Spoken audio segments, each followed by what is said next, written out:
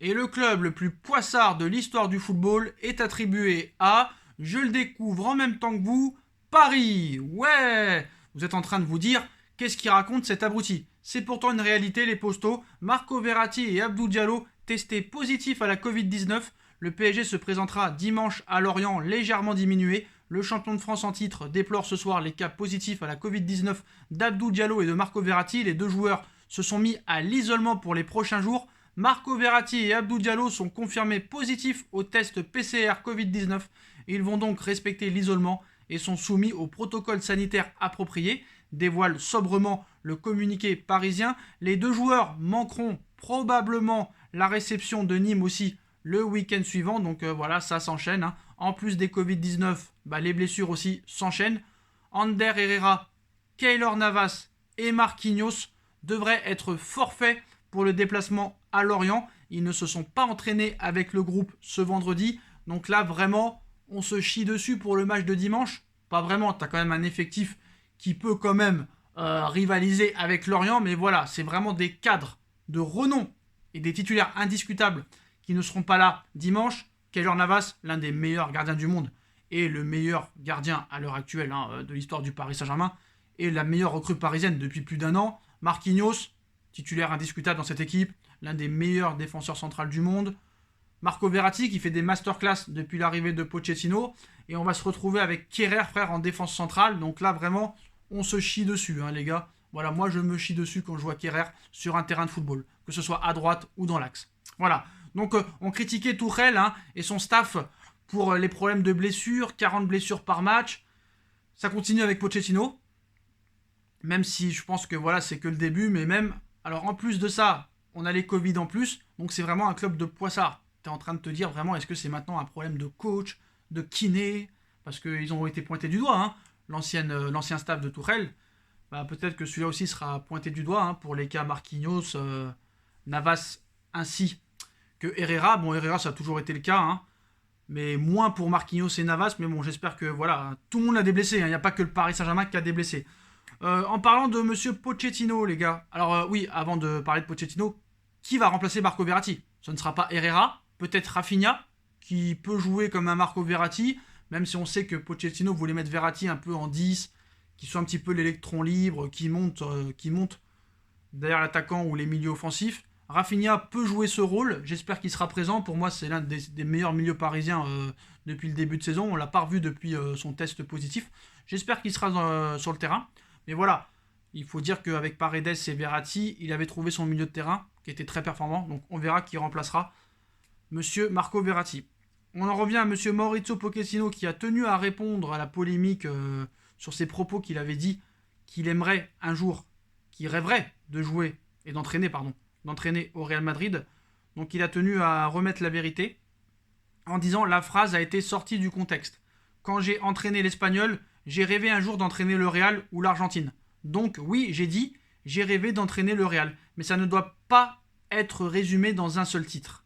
Il faut écouter toute la réponse. C'est pour ça que je préfère les interviews à l'oral. Pour moi, c'est un rêve d'entraîner l'Argentine, comme j'avais dit que c'était un rêve d'entraîner un jour le Paris Saint-Germain, pour l'amour des supporters qu'il m'avait donné. Tout le monde a des rêves et personne ne sait si on peut y arriver. Pour l'instant, je suis là, un jour peut-être à la tête de la sélection, mais ça n'enlève pas mon plaisir d'être au PSG. Oui, mais il faut assumer ce que tu as dit. Tu l'as dit une fois, donc tu le penses. Que ce soit en 2014, en 2015, en 2016, tu as dit un jour je rêve d'entraîner le Real Madrid. Donc tu le penses toujours. Mais bon, on peut te pardonner. C'est dans un contexte où tu commençais ta carrière d'entraîneur. Tu ne pensais peut-être pas avoir une ascension comme ça en tant que coach. Donc on peut entre guillemets te pardonner. Mais attention, on te surveillera quoi qu'il en soit. Donc plus de conneries de ce genre. Voilà, t'es au Paris Saint-Germain, tu dois rester au Paris Saint-Germain, tu dois imposer un style de jeu séduisant et gagner des titres. Voilà. Bref, on enchaîne avec l'interview de Di Maria qui a beaucoup parlé sur Pochettino, sur Messi. Sur Pochettino, il a dit « Nous avions besoin d'un changement d'air. Avec l'arrivée de Pochettino, les choses se sont améliorées », a lancé l'ailier du Paris Saint-Germain dans une interview accordée à TIC-Sport. « Nous travaillons beaucoup, les entraîneurs mettent une bonne ambiance, nous sommes tous heureux, les bonnes vibrations sont perceptibles. Donc voilà, c'est assez intéressant. Di Maria, sur Léo Messi, en a rajouté une couche et a dit: ma femme m'a dit, si Léo arrive à venir, on reste et tu lui fais du assado. Je ne sais pas ce que c'est. C'est un repas, je pense. Je ne te raconte pas, mais ce serait génial. Je ne pourrais pas en demander plus en matière de football. J'ai toujours envie de jouer avec Messi en club. Je n'en profite pas assez en sélection. Donc ça fait quand même beaucoup de joueurs qui parlent de Messi. Hein. Paredes, Neymar, Di Maria, Nasser, Leonardo, Laporta qui se chie dessus. Et il cherche une maison, il apprend le français. On en reparlera plus tard. Mais voilà un petit peu pour les dernières actualités du Paris Saint-Germain. Hein. Donc il y a beaucoup de choses à dire aussi, hein, tenez-vous bien. Sur le cas Emerson, Leonardo a rencontré l'agent d'Emerson. Il veut évoluer au Barça, mais l'idée de jouer au Paris Saint-Germain ne le rebute pas. Son profil est apprécié à Paris. Le plan est qu'il dispute la pré-saison avec le FC Barcelone. Quand il reviendra du Real Betis, le futur président décidera de son avenir. On sait que le Barça a une dette de 1,178 milliard d'euros qu'il va falloir vendre cet été. Emerson à droite en doublure de Florenzi, je ne dirais pas non. Voilà, pour moi c'est un bon joueur, c'est un joueur fiable de Liga, donc pourquoi pas. Hein. C'est pas ce qu'il y a de mieux, mais bon, c'est pas ce qu'il y a de pire non plus, donc faut arrêter à un moment donné. Ce serait une bonne doublure pour moi, Alejandro Florenzi. Sur les autres dossiers, les postaux, y a beaucoup à dire, hein, notamment sur le cas Sergio Ramos, donc on va y revenir, et après sur le cas Messi et Mbappé, donc mettez-vous bien sur votre canapé. Pour commencer avec Sergio Ramos, ça sent la fin au Real Madrid, hein, voilà, ça sent la fin. Franchement, dans l'émission hier El Chiringuito TV, on annonce que Ramos ne poursuivra pas au Real Madrid. Le Real Madrid s'attend à un départ de son capitaine légendaire. Donc c'est l'un des feuilletons de l'année en Espagne. Hein. El Chiringuito TV des Rujones en a ouvert un nouvel épisode hier soir. Le Real Madrid serait pessimiste sur ses chances de conserver Sergio Ramos au-delà de cette saison. En fin de contrat en juin 2021, le défenseur central dispose d'une offre de prolongation de 2 ans de la part de la Casablanca. Une proposition soumise à une réduction de salaire de 10%. Pour l'heure, l'international espagnol a repoussé cette offre, expliquant qu'il allait désormais être attentif aux opportunités qui lui offrirait le marché. Depuis, le capitaine merengue n'a pas donné de nouvelles à sa direction, d'où le pessimisme régnant du côté de Santiago Bernabéu dans ce dossier. Donc on verra, hein, est-ce qu'il utilise vraiment le Paris Saint-Germain pour avoir le même salaire qu'il touche actuellement, parce que Ramos veut toucher le même salaire, hein, c'est-à-dire 12 millions d'euros, le Real veut lui en donner 10. Il ne faut pas oublier que Ramos en 2019 avait dit qu'il était prêt à jouer gratuitement pour le Real Madrid. Ce ne sont que des mots quand tu es en contrat, mais quand tu es en fin de contrat, les mots changent, les postaux. Donc voilà, Ramos au Paris Saint-Germain, c'est une possibilité. On en vient au dossier Kylian Mbappé, normal. Alors ce qu'il faut savoir, c'est qu'il y a beaucoup de gens, de spécialistes qui nous disent oui, c'est pas possible, si Messi vient, Neymar ou Mbappé partira. Ça n'a aucun rapport. Les trois peuvent venir. Le fair play financier va mourir cet été, je peux vous le dire. Le fair play financier ne va plus exister. Quand tu vois que des Manchester City qui ont été sanctionnés pour avoir transgressé le fair play financier continuent à dépenser sans compter.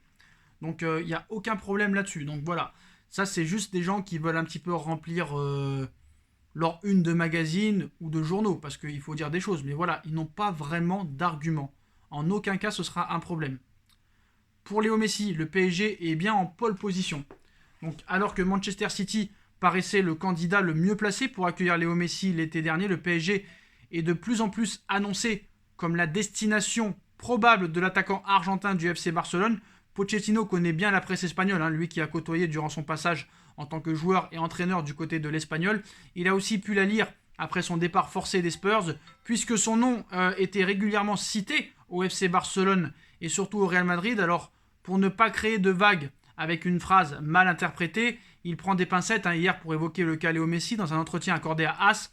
Je comprends parfaitement la question, mais cela cherche une controverse. C'est une question dangereuse. Si vous sortez les mots de leur contexte, vous vendez alors des titres comme Pochettino manque de respect, Pochettino parle de lui, parle d'un autre.